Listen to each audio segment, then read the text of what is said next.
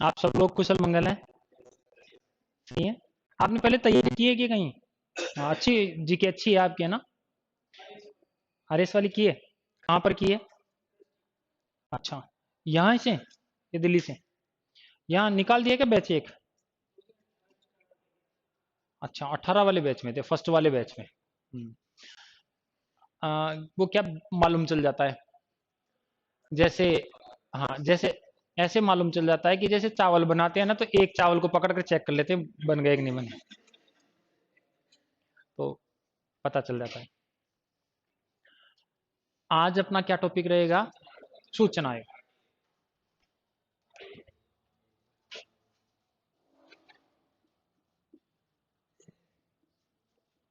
और इसमें भी हम कौन सा पढ़ रहे हैं? राज्य सूचना आयोग। एक बार मैं पुनः, जो हमने इससे संबंधित बात की थी कि सूचना आयोग केवल आपके कोर्स में राजस्थान सूचना आयोग है। आप भी इस पे आ जाओ।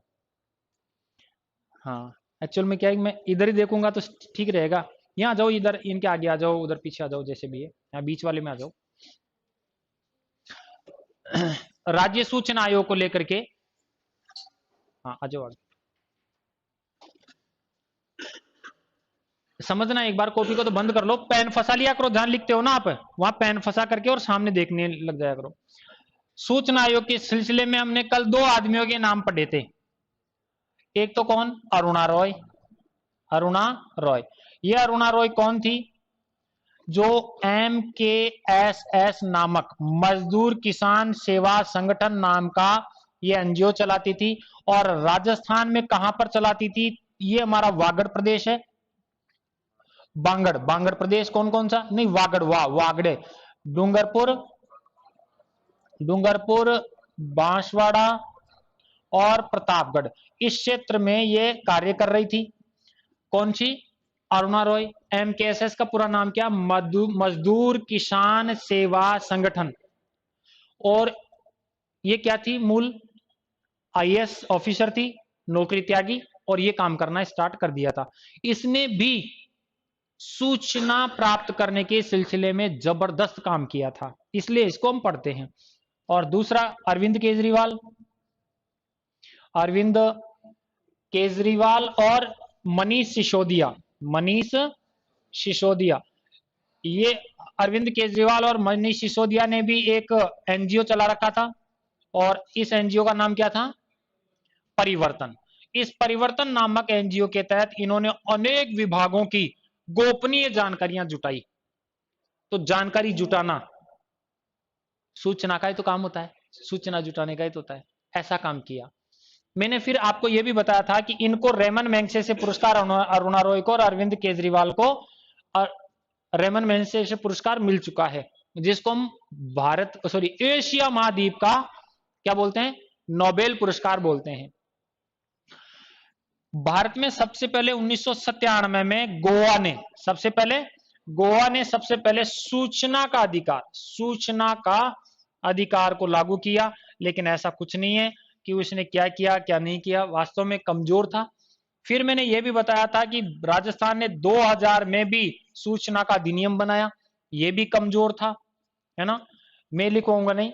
और भारत सरकार ने 2003 में बनाया, लेकिन यह भी क्या था? कमजोर था, क्षीण था। इससे किसी भी सरकारी विभाग की जानकारियां प्राप्त नहीं की जा सकती थी। परंतु अब जो आएगा, 2005 में सूचना का अधिकार अधिनियम बनाया। क्या बनाया? सूचना का अधिकार अधिनियम बनाया। तो यह अधिनियम बन तो गया, अब इसको लागू करते हैं। देखो, सूचना का अधिकार अधिनियम 2005 में बनाया, ये 2005 कहलाता है। ये केंद्र सरकार का है, सभी राज्यों में भी लागू होगा।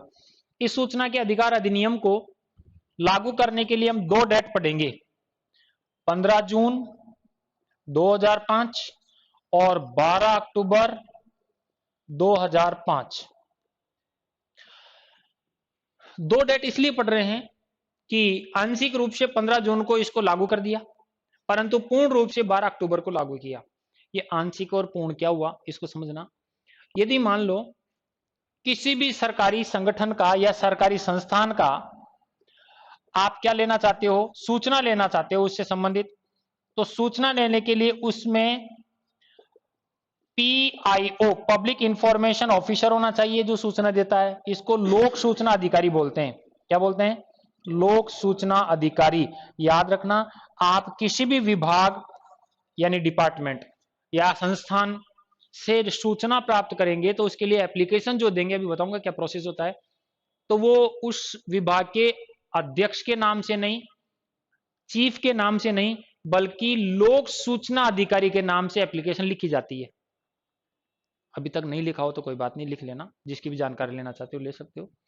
गोपनीय जानकारी नहीं होनी चाहिए, देश हित की जानकारी होनी चाहिए, गोपनीयता से कोई भी संबंध नहीं रखने वाली होनी चाहिए। तो लोक सूचना अधिकारी के नाम से एप्लीकेशन लगाई जाती है। लोक सूचना अधिकारी का बोलते हैं पब्लिक इंफॉर्मेशन ऑफिसर, लोक सूचना अधिकारी इसके नाम से दी जाएगी। तो जस्ट मेरा ये कहना है कि 2005 में केंद्र ने कहा कि ठीक है, सूचना का अधिकार अधिनियम को लागू करते हैं, परंतु 120 दिन का दिन दिया जाता है सभी संस्थानों को। सभी संस्थानों को 120 दिन का दिन दिए जा रहे हैं ताकि आप सभी अपने अपने स्तर पर अपने अपने विभाग में लोक सूचना अधिकारी को नियुक्त कर लें। दूसरा, उस विभाग की संपूर्ण जानकारियां अपने पोर्टल में रख लें, यदि डिजिटल है तो, वरना अपने पास में जिसमें भी रख ले। कोई भी पब्लिक मैन इसकी सूचना ले सकता है। इसलिए पब्लिकली इसको 12 अक्टूबर को लागू किया। 12 अक्टूबर 2005 को लागू किया। ये इसलिए समझा रहा हूं, जैसे मान लो कि इसको पूर्ण रूप से इस दिन लागू कर देते तो किसी भी विभाग में पीआईओ नियुक्त नहीं थे, और उसके बाद में पीआईओ के बाद में एक अधिकारी और नियुक्त करना पड़ता है। जैसे ये सूचना नहीं दे रहा है तो उसके बाद में हम अपीलीय अधिकारी भी तो रखते हैं। तो अपीलीय अधिकारी, अपीलीय अधिकारी, अपीलीय अधिकारी, इस अपीलीय अधिकारी की नियुक्ति करनी पड़ेगी। यदि ये नहीं देता तो ये देगा, और ये नहीं दे, अपीलीय अधिकारी भी नहीं दे, तो उसके बाद में राज्य सूचना आयोग और केंद्रीय सूचना आयोग, यानी दो आयोग होते हैं, सेंट्रल वाला स्टेट वाला, इनसे सूचना ली जाएगी। हम ये प्रोसेस है हमारा। तो इनको सबको नियुक्त करने के लिए हमें इतना टाइम मिल गया, क्योंकि कोई भी व्यक्ति, जैसे आपको कह दिया जाए कि आप किसी भी विभाग की सूचना कल से प्राप्त कर सकते हैं, तो 10 बजे आप वो सूचना प्राप्त करने के लिए क्या करेंगे, है ना? 10 बजे आप सूचना प्राप्त करने के लिए पहुंच गए, अब वहां तो पीआईओ ही नियुक्त नहीं है। तो इसका मतलब हो गया कि पहले टाइम दिया उनको और अपने विभाग को इसके लिए तैयार होने का समय मिल गया। तो अब आप ये कहेंगे कि हम सूचना के अधिकार अधिनियम से संबंधित 15 जून याद रखेंगे या 12 अक्टूबर याद रखेंगे? 12 अक्टूबर याद रखेंगे। 12 अक्टूबर को सूचना दिवस के रूप में मनाते हैं। ये कई सारे मैंने आपको पढ़ा दिया। सूचना दिवस के रूप में किस तिथि को मनाएंगे? क्योंकि इस दिन हमारे भारत में सूचना का अधिकार अधिनियम को पूर्ण रूप से लागू कर दिया था, इसलिए इसको क्या कहेंगे? भारत में सूचना दिवस। और यदि ये भी नहीं याद हो तो मेरा जन्मदिन आता है इसी दिन, इसलिए आप याद रख सकते हैं, है ना? एक दिन पहले भी बताया था आप लोगों को। तो 12 अक्टूबर 2005 को हम इसको लागू कर लेते हैं।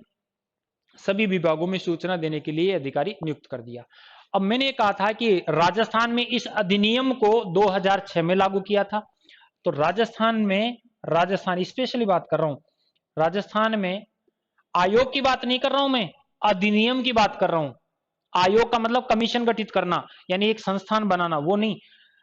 तो राजस्थान में 18 अप्रैल 18 अप्रैल 2006 को लागू किया था। बताओ कब किया?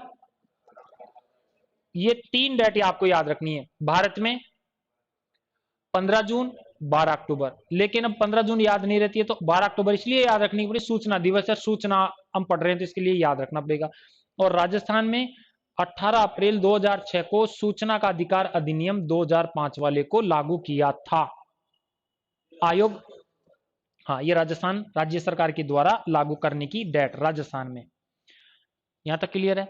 अब कुछ चीजें जो आपको जनरल समझा देता हूं, उसको बोल के लिखवा दूंगा कि जैसे आपने किसी भी संस्थान, सरकारी संस्थान की बात कर रहा हूं, अब तो यूनिवर्सिटी को भी इसके अंडर में ले लिया, किसी भी संस्थान के तहत सूचना प्राप्त करना चाहते हैं तो आप एप्लीकेशन किसके पास देंगे? पीआईओ के पास, पब्लिक इंफॉर्मेशन ऑफिसर, लोक सूचना अधिकारी के नाम से देंगे।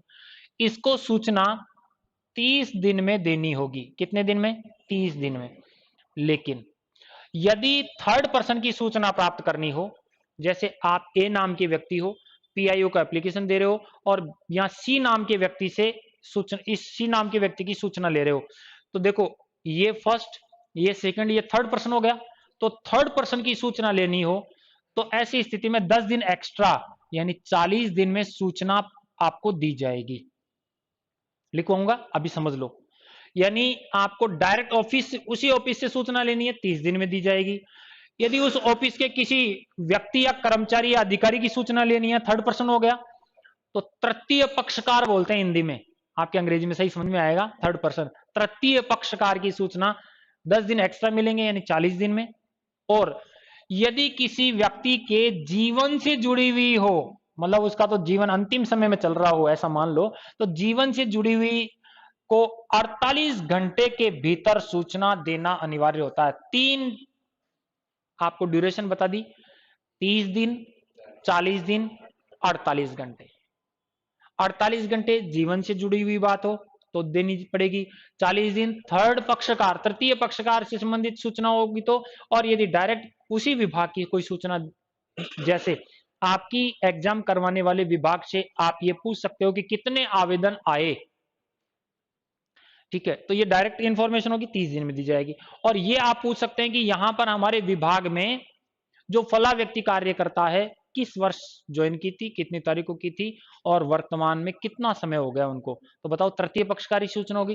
तृतीय पक्षकार की सूचना में ये जो पीआईओ है उससे इतना पूछ सकता है कि आपसे संबंधित सूचना दूं या नहीं दूं, उसके मना करने के बावजूद भी वो दे सकता है, क्योंकि यदि पब्लिकली कोई बात है तो, और वैसे इंडिविजुअल है तो हो सकता है कि ना दे।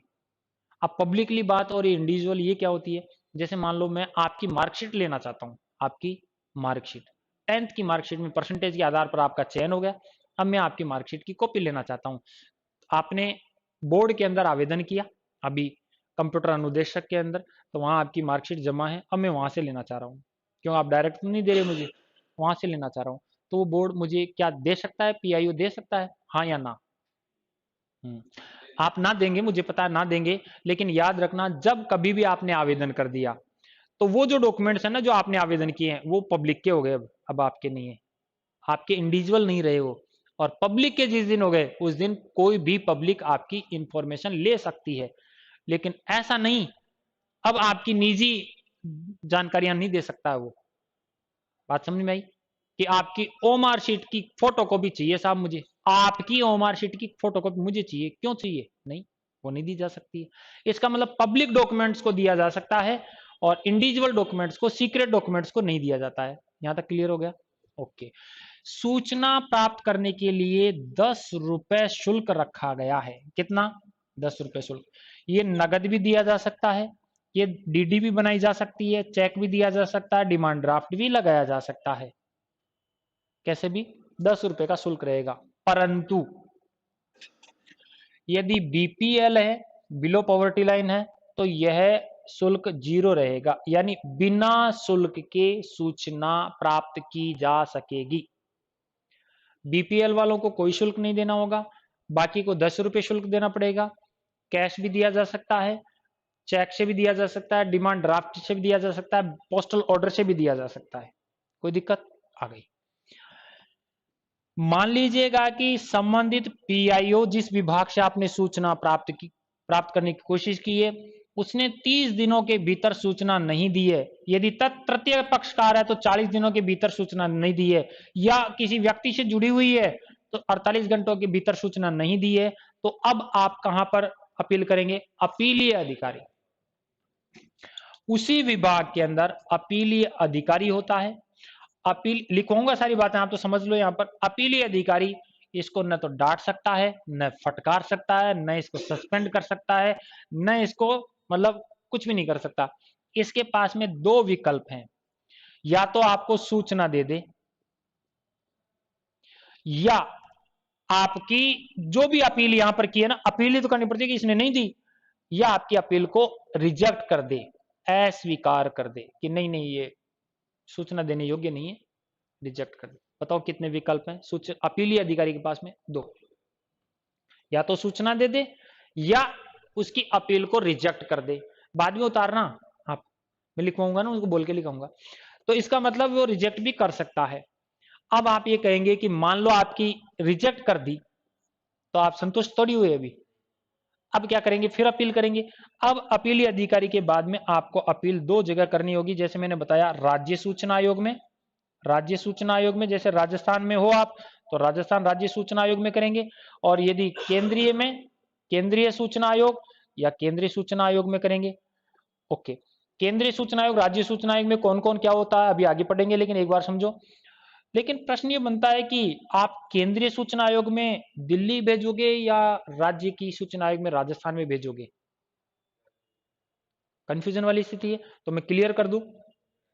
तीन प्रकार के विषय होते हैं, संघ सूची के विषय, संघ सूची के विषय, राज्य सूची के विषय और समवर्ती सूची के विषय। लगभग जानते होंगे, आप नहीं सुने तो कोई बात नहीं। जो संघ सूची के विषय है, इसमें केंद्र सरकार कानून बनाती है। राज्य सूची के विषयों में राज्य सरकार कानून बनाती है, और समवर्ती सूची पर संघ और राज्य दोनों सरकारें कानून बनाती है। तो यदि मान लो राज्य सूची का विषय है, तो आप राज्य सूचना आयोग में अपील करोगे। राज्य सूची का विषय है, जैसे पंचायत राज, जैसे पुलिस, राज्य सूची का विषय है, तो आप यहां पर अपील करेंगे। और जैसे मान लो संघ सूची का विषय हो, तो केंद्र में करेंगे, केंद्रीय निर्वाचन आयोग में, जैसे सॉरी केंद्रीय सूचना आयोग में, जैसे डाक तार विभाग है, रेलवे है ना, तो ये हमारे केंद्रीय सूची का विषय है, तो आप यहां पर अपील करेंगे। और समवर्ती में दोनों में से किसी में भी कर सकते हो, ये आपकी ऊपर डिपेंड करती है। जैसे वर्तमान में शिक्षा, एजुकेशन समवर्ती सूची का विषय है, 1976 में शिक्षा दोनों में जुड़ गया, तो राज्य सूचना आयोग में भी कर सकते हो और केंद्रीय सूचना आयोग में भी कर सकते हो। ये बात आपके समझ में आ गई होगी। ओके, अब राज्य सूचना आयोग या केंद्रीय सूचना आयोग क्या काम कर सकता है? आपने सूचना मांगी है, क्योंकि आपको अधिकार अधिनियम के तहत अधिकार मिल चुका है। ये या तो सूचना दे दे या उस अपील को रिजेक्ट कर दे। यदि आपको सूचना दी जा रही है, तो ये नीचे वाले अधिकारी के ऊपर कार्रवाई करता है। नीचे वाले अधिकारी में सबसे पहले नीचे वाला मारा जाता है, कौन? पीआईओ मारा जाता है। और इसके ऊपर ये सजा 2 साल की, 3 महीने की, 5 महीने की नहीं कर सकता है, ये केवल आर्थिक दंड लगा सकता है। केंद्रीय सूचना आयोग या राज्य सूचना आयोग क्या करेगा? पीआईओ के ऊपर आर्थिक दंड लगाएगा कि आपने फला व्यक्ति की सूचना को इतने दिन डिले किया है कि इसने यहां पर अपील की, उसके बाद में इसने यहां पर अपील की, जहां भी इतने दिन डिले किया है, इसलिए प्रतिदिन 250 रुपए प्रतिदिन के हिसाब से आपको देना पड़ेगा। प्रतिदिन के हिसाब से आपको फाइन चार्ज देना पड़ेगा। 250 रुपए प्रतिदिन के हिसाब से आपको फाइन चार्ज देना पड़ेगा। अथवा मैक्सिमम 25,000 रुपए दिए, इसे फाइन के रूप में दिए जा सकते हैं। अधिकतम संबंधित व्यक्ति को देगा। दोबारा सुनो, अधिकतम तो कितने दिए जा सकते हैं? 25,000 रुपए। और प्रतिदिन के हिसाब से कितने फाइन लगा सकता है? आप गौर करो ना, विद्यालय में जब आप पढ़ने जाते थे तो कहते थे ना कि 5 रुपए पर डे एब्सेंट का आपको फाइन चार्ज देना पड़ेगा, लेकिन अधिकतम 100 रुपए, ऐसे समझो। तो यहां भी सेम, अधिकतम 25,000 रुपए से ज्यादा फाइन किसके ऊपर लगाया जाएगा? पीआईओ के ऊपर। नीचे वाले मारे जाते हैं, ऊपर वाले थोड़ी जाए। तो पीआईओ के ऊपर लगा सकता है, और मैक्सिमम कितना होगा? 25,000 रुपए का चार्ज। ये तो मैंने आपको सूचना का क्या प्रोसेस रहता है, शायद आ गई होगी समझ में। इसको लिख लें, उसके बाद में हम आगे बढ़ेंगे कि ये जो आयोग हैं, इनमें कितने कर्मचारी होते हैं, नियुक्ति कौन करते हैं, कार्यकाल क्या होता है ना।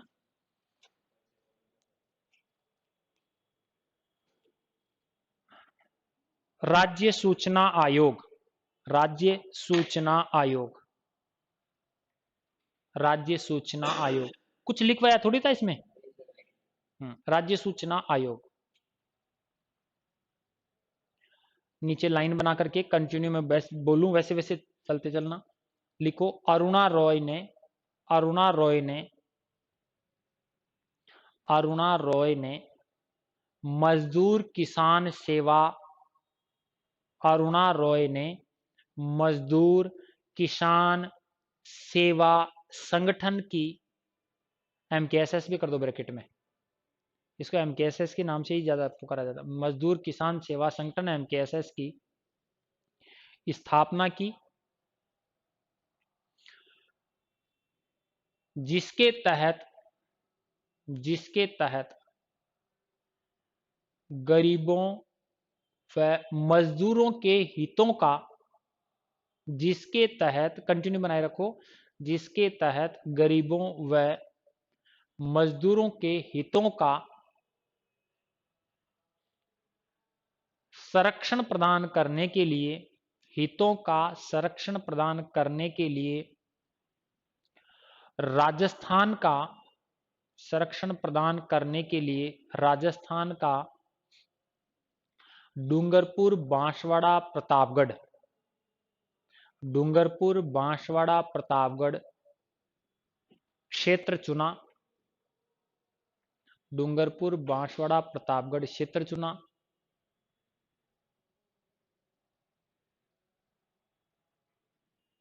इनका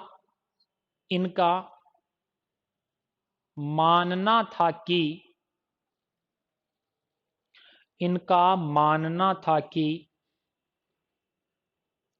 आम जनता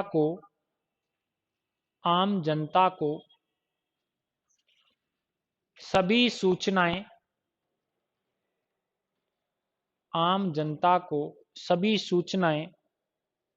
सरकार की हो जिससे सरकार में उनकी सहभागिता बढ़ाई जा सके,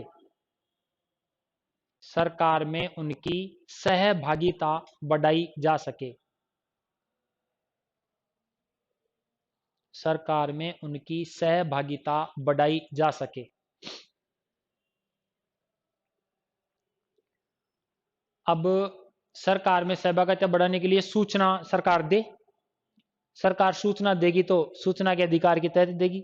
स्पष्ट रूप से नहीं है लेकिन इनडायरेक्ट वे में ये इसने सूचना के अधिकार को मतलब एक प्रकार से प्रज्वलित कर दिया था कि ये वास्तव में होना चाहिए। इनको इसी कारण से रैमैन मैग्सेसे पुरस्कार, अरुणा राय की बात हो रही है, रैमैन मैग्सेसे पुरस्कार दिया गया। रैमैन मैग्सेसे पुरस्कार दिया गया, जिसको एशिया का नोबेल पुरस्कार कहते हैं, जिसको एशिया का नोबेल पुरस्कार कहते हैं। रैमैन मैग्सेसे पुरस्कार दिया गया जिसको एशिया महाद्वीप है अपना, इसका नोबेल पुरस्कार कहते हैं। वैसे नोबेल पुरस्कार तो स्वीडन सरकार देती है ना। हाँ, भारत का प्रथम व्यक्ति जिसको नोबेल पुरस्कार मिला गुरु रविंद्रनाथ टैगोर। किसके ऊपर मिला? गीतांजलि पर, उनकी कृति गीतांजलि पर मिला। याद रखना गुरु रविंद्रनाथ टैगोर की एक लाइन जो मुझे बहुत मतलब अच्छी तरह से प्रभावित करती है और आपको भी करेगी। उनकी एक लाइन है, बहुत बढ़िया स्टेटमेंट है उनका, कि मनुष्य का सबसे बड़ा दुश्मन क्रोध है जो उसके शरीर में निवास करता है। मनुष्य का सबसे बड़ा दुश्मन, कोई भी किसी व्यक्ति का, किसी मनुष्य का कुछ भी नहीं बिगाड़ सकता है, लेकिन दुश्मन उसका क्रोध है जो उसके अंदर ही रहता है। और व्यक्ति काफी मतलब क्रोध के चक्कर में पता नहीं कैसे हो जाता है। दुश्मन कुछ नहीं बिगाड़ पाया लेकिन क्रोध उसका सब कुछ बिगाड़ सकता है। यह बात किसने कही? जनगण मन के रचयिता कौन? रविन्द्रनाथ टैगोर, भारत के 1913 में पहले नोबेल पुरस्कार प्राप्त करने वाले व्यक्ति। 1913 नोबेल पुरस्कार गीतांजलि। आपको पता है दूसरा जो नोबेल पुरस्कार 1930 में हमारे रमन प्रभाव पर CV रमन को मिला था, दूसरा उनको मिला था। और उसके बाद में धीरे धीरे करके बहुत सारे लोगों को हमारे नोबेल पुरस्कार मिल गए। विश्व का सबसे बड़ा पुरस्कार माना जाता है नोबेल पुरस्कार, है ना। ओके, हालांकि अपने कोर्स में नहीं है, जानकारी समाप्त हुई। अब इधर आ जाए, अरविंद केजरीवाल, अगली लाइन में लिखना है अरविंद केजरीवाल व मनीष सिसोदिया ने भी अरविंद केजरीवाल व मनीष सिसोदिया ने भी परिवर्तन नामक एनजीओ के तहत, परिवर्तन को अंडरलाइन कर देना, एनजीओ का नाम है ये, परिवर्तन नामक एनजीओ के तहत अनेक विभागों की सूचनाएं प्राप्त की। अनेक विभागों की, ये गवर्नमेंट के विभागों की बात हो रही है, अनेक विभागों की सूचनाएं प्राप्त की।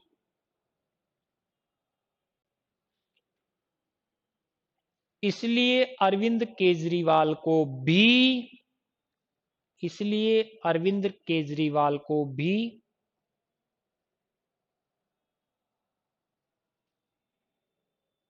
अरविंद केजरीवाल को भी रेमन मैग्सेसे पुरस्कार दिया गया है।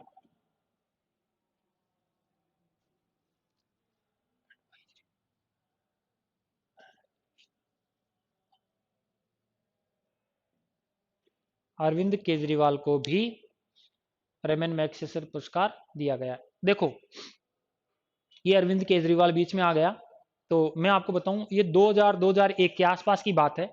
सक्रिय रूप से काम कर रहे थे मनीष सिसोदिया और अरविंद केजरीवाल एनजीओ के तहत, मतलब अलग अलग विभागों की सूचना जुटा रहे थे।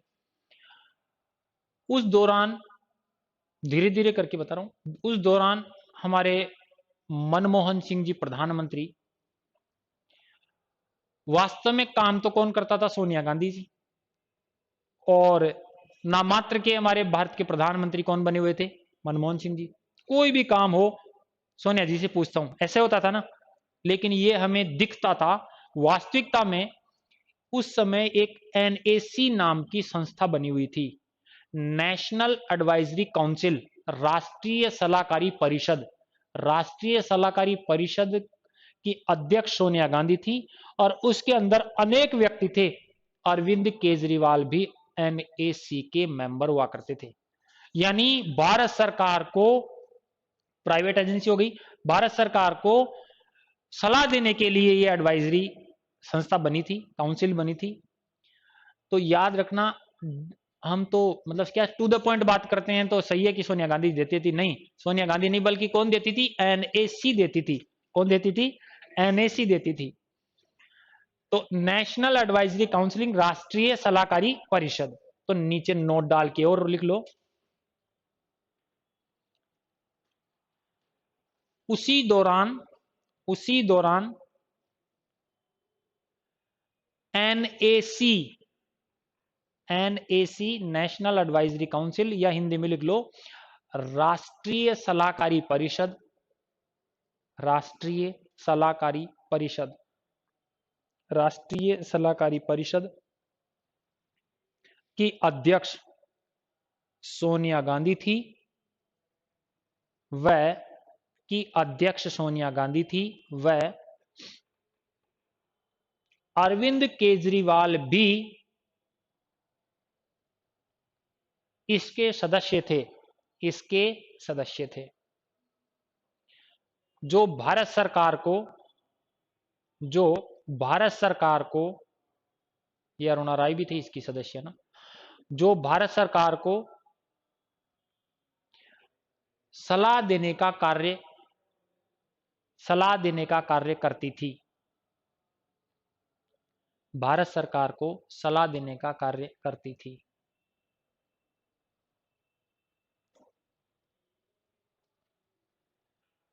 अगली लाइन में, भारत का प्रथम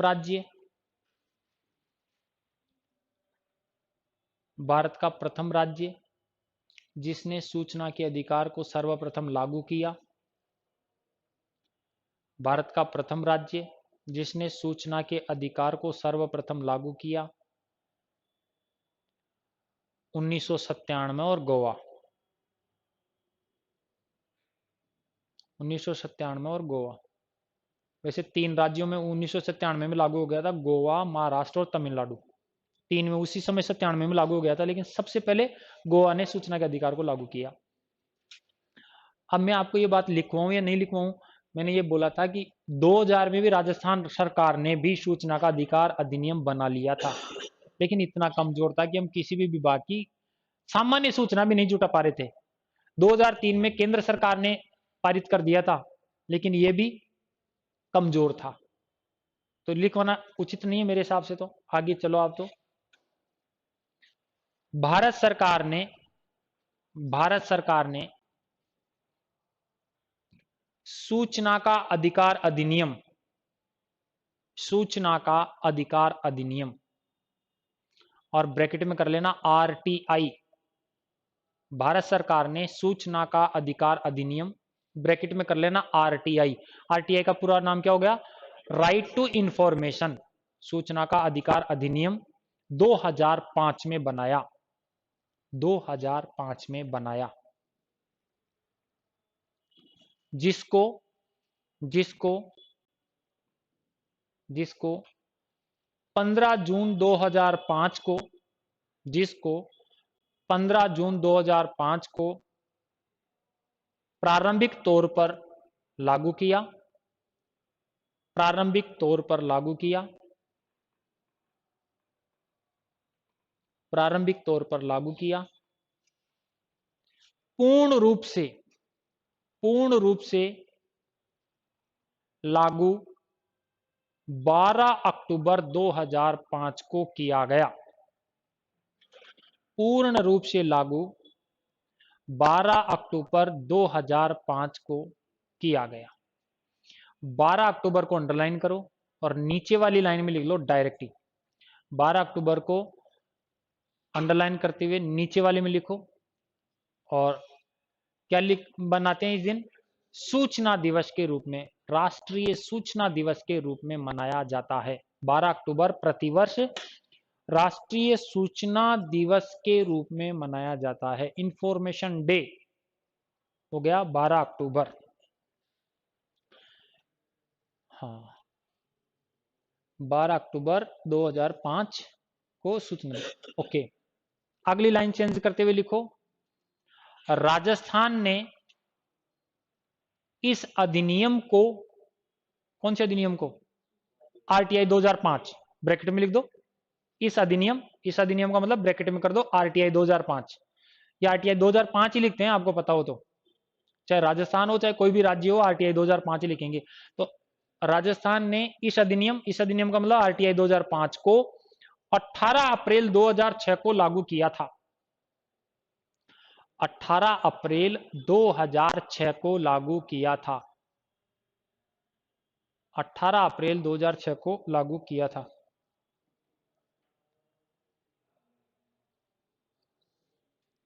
ओके, अगली लाइन में लिखो, सरकारी विभागों में सूचना उपलब्ध करवाने के लिए, सरकारी विभागों में सूचना उपलब्ध करवाने के लिए लोक सूचना अधिकारी, अंडरलाइन कर देना, सूचना उपलब्ध करवाने के लिए लोक सूचना अधिकारी, लोक सूचना अधिकारी, ब्रैकेट में कर लो PIO, public information officer, PIO बोलते हैं इसको ज्यादातर, पब्लिक इंफॉर्मेशन ऑफिसर, लोक सूचना अधिकारी नियुक्त किया जाता है।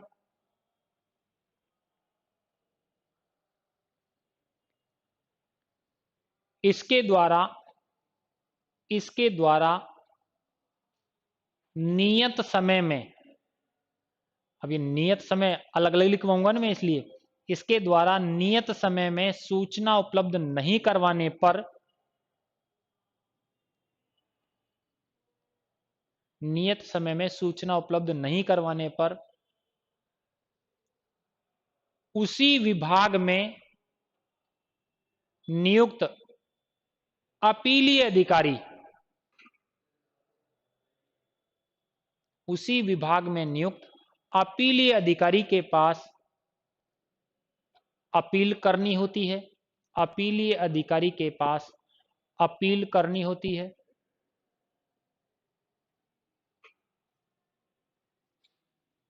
अपीलीय अधिकारी, कंटिन्यू बनाए रखो, अपीलीय अधिकारी या तो अपील को अस्वीकार कर दे, या तो अपील को अस्वीकार कर दे, रिजेक्ट, अपील को अस्वीकार कर दे, या फिर सूचना उपलब्ध करवा दे, या फिर सूचना उपलब्ध करवा दे। आना है कि मुझे उधर? सूचना उपलब्ध करवा दे। 5 मिनट।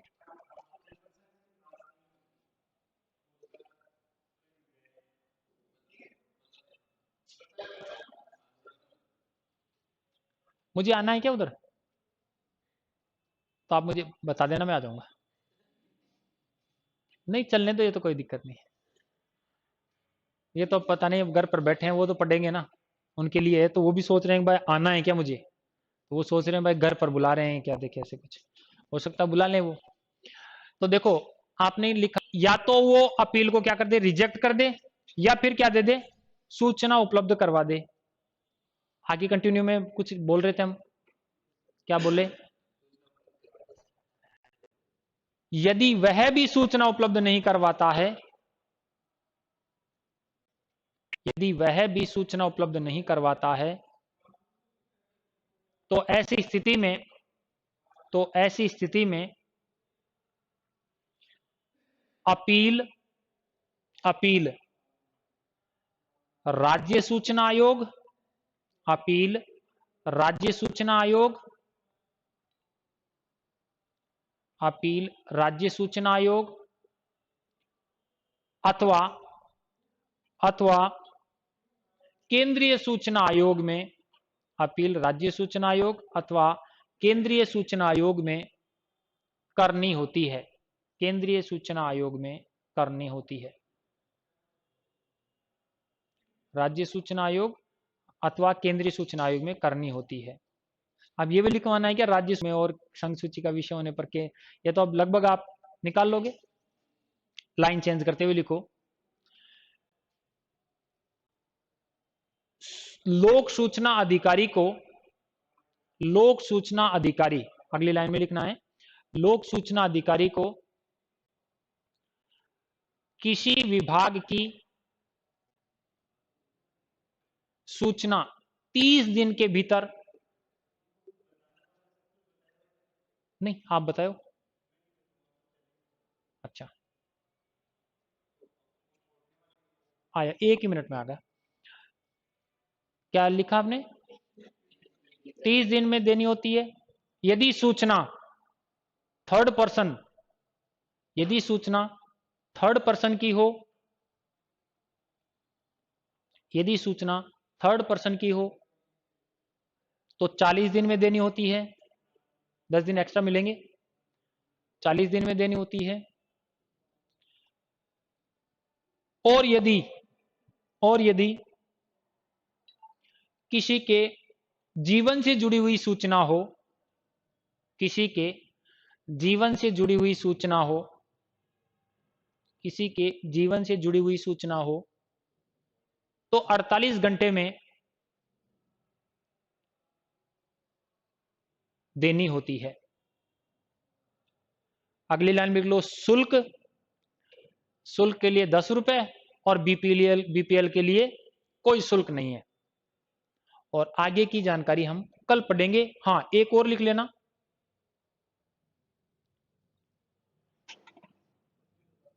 25,000 वाला या प्रतिदिन। हाँ सूचना उपलब्ध नहीं करवाने पर, सूचना उपलब्ध नहीं करवाने पर पीआईओ पर, पीआईओ पर 250 रुपये प्रतिदिन,